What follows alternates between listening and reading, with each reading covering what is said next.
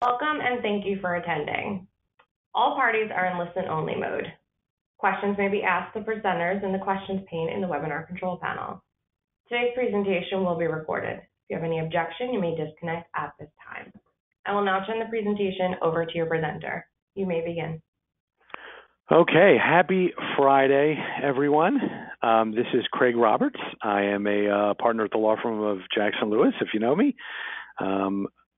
I am your faithful webinar person today to go through a topic that is as current can get. That is the latest in the As the World Turns regarding New York State's latest attempt to drive us to madness, the mandatory sexual harassment prevention requirements. These are the New York State requirements. The first thing I will say before we get into this down the rabbit hole is that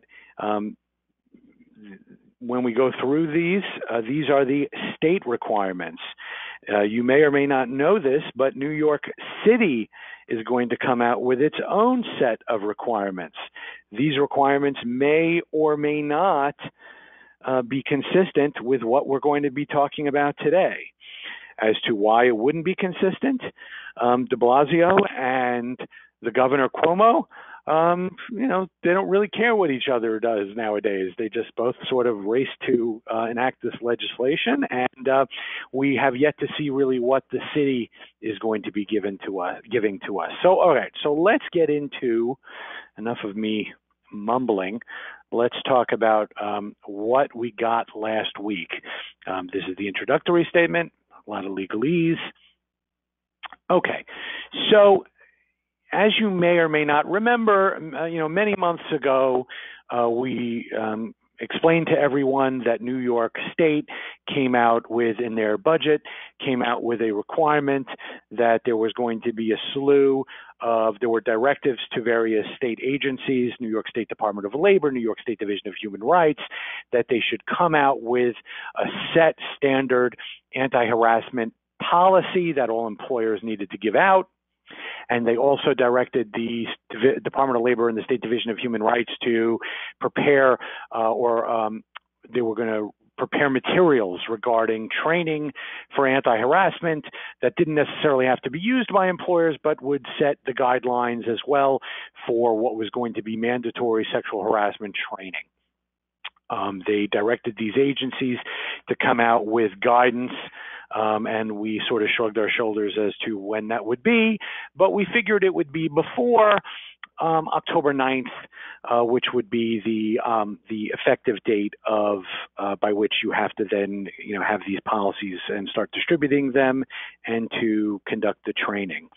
The reg said it would be annual training, but if anyone had spoken to me up until now, I would have said, well, it's annual training, but I'm sure in the first round of regulations, the state is going to say, okay, yes, but the initial training has to be done by a much sooner date.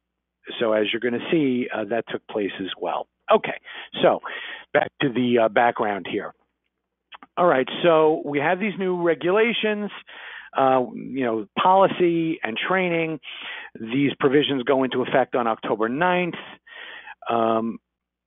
So the proposed regulations came out last week, but remember that they are proposed regulations. So they're probably going to be close to final, but we may see some changes. There's a comment period. They're giving you a link and you can put your comments into email. And the comment period is running until September 12th. So that's 12 days from now or so. Some point after that, probably mid to late September, these regulations are going to go final. Once they go final, and then once the provisions go into effect on October 9th, that's when you should start doing your training. That's when you should start distributing the new anti-harassment policy. Don't do it sooner.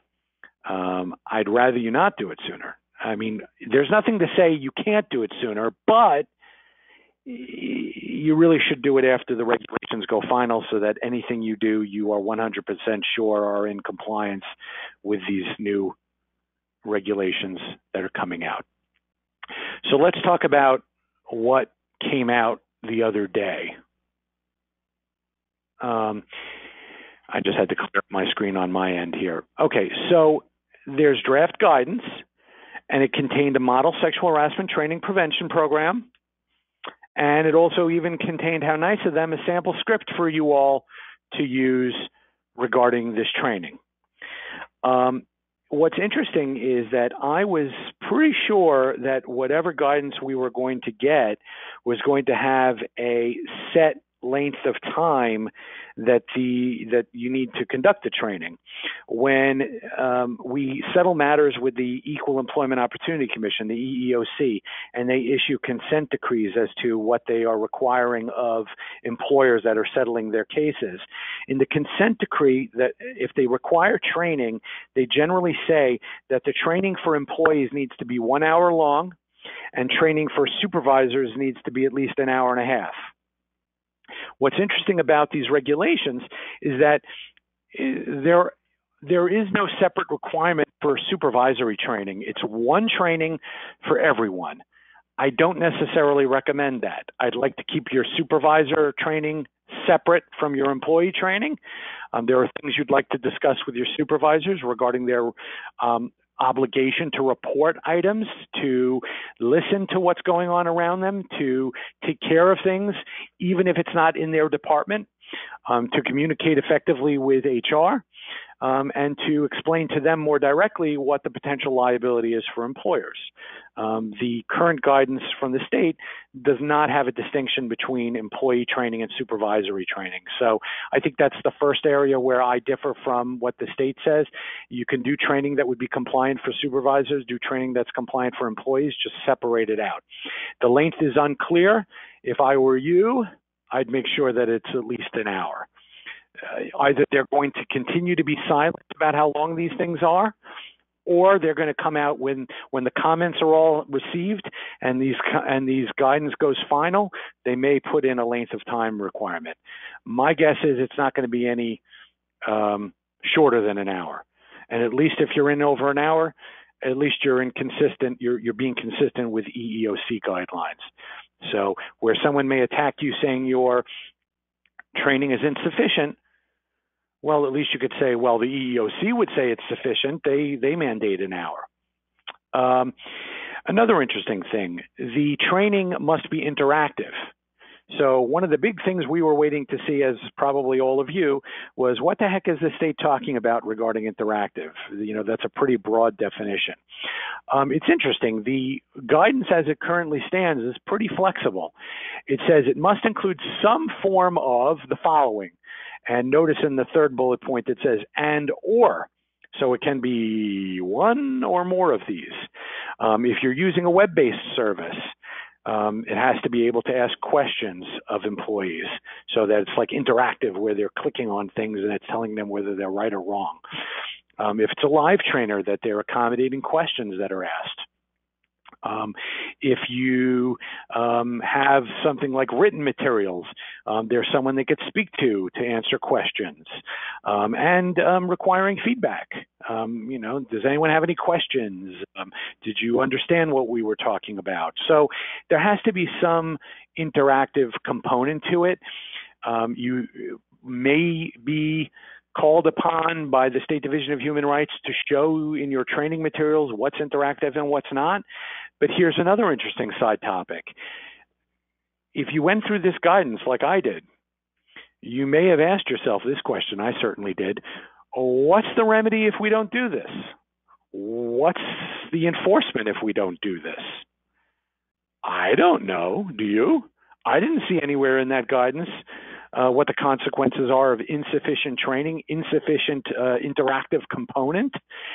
Don't get me wrong, I'm sure the state's going to get around to putting teeth into this, but there's nothing thus far. So, I mean, obviously better to do it than not to do it, but I think at some point there's going to be some component regarding what the consequences are. They say in the guidance that you could use our model materials. I'm not 100% sold on their materials. Materials aren't great, but not awful. But if you don't use it, then you need to come out with a program that meets or exceeds their minimum standards. All right. And they have that in their guidance, but we have it here as well. It has to be interactive. Okay. Include an explanation of sexual harassment consistent with guidance issued by the state. Most trainings have that. Examples of conduct. Our training has that, for example. Here's some interesting parts. Include information concerning the federal and state statutory provisions concerning sexual harassment and remedies available. If you look in the sample materials, they do have some provisions regarding the EEOC, the New York State Division of Human Rights, but they don't really go into like compensatory damages, liquidated damages. They don't have any of that. So I wouldn't necessarily go overboard on that if you're preparing these materials yourselves. Include information concerning employees' right of redress in all available forms for adjudicating complaints. The sample materials do include information on the New York State Division of Human Rights and the EEOC. So, go through those materials as well. You may need to add that. And the other interesting component is for the employee training, you'll see that there's information regarding supervisors where you're telling the employees what the supervisors need to do on their end. We generally have not done that because why the heck tell employees what the supervisors should be doing? Because as you well know, the supervisors may not do it. So as I said, January 1st, employers must provide the prevention training. I didn't say it before. I'm sorry. So the time frame, October 9th, this becomes active. Under the proposed regs, you have to get this training done by January 1st. It's interesting. They're not giving you a heck of a lot of time to do this. So we see articles now coming out where various attorneys are being interviewed about these regulations. And 201, they all say, well, they're not giving you a lot of time to do this. And they're also not really caring about the city regs. They just want this done. Training has to be completed annually. The first training has to be done by January 1st, but they say that, if you do it you're doing it by January 1st, then the next training and annually thereafter can be done on any date that you want it to be, or you could do it on some employee's anniversary date, which I wouldn't recommend because then you'd be doing it every day depending on when various employees were hired. But you could pick a date after that and then do it annually. The other interesting thing is they say that new hires have to be given this training within 30 days, calendar days of their hire date. Some employers are going to be doing are going to be dealing with this by doing monthly training. Some are going to be giving out like written materials and then following up with an orientation, giving out written materials and trying to make it interactive through the presenter. Some clients are doing in-service where they're going to be doing this for all new hires in the last 30 days. So I leave it to you to figure out what works best for your organization. Let's see what else here. There are FAQs that you can go through. They make it very clear in a way that I found humorous that all, and if you go through the FAQs, you'll know what I'm talking about. They use the word all and they put it in like these italics. They say all employees may be trained. Well, what if the employee doesn't really work in New York but came into New York for a day? And they say all employees working in New York need to be trained. Well, what if they're part-time? All employees need to be trained. I think we get the hint. So even if you are a non-New York employer, as in your headquarters or your business is outside of New York, if you have employees working within New York State, regardless of the size of the employer or the presence in the state, they need to be trained.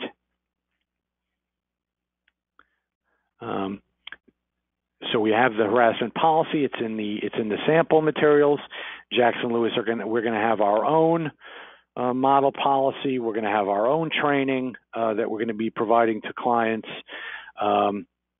Written policies can be provided electronically, but and this is like with anything that you want to provide electronically, you need to make sure that there is accessibility by all employees. I always say, does your maintenance staff have access to a computer? So make sure that you are taking into account all employees. They need to do it, if they want to print out a copy, they need to have access to a printer and printer paper.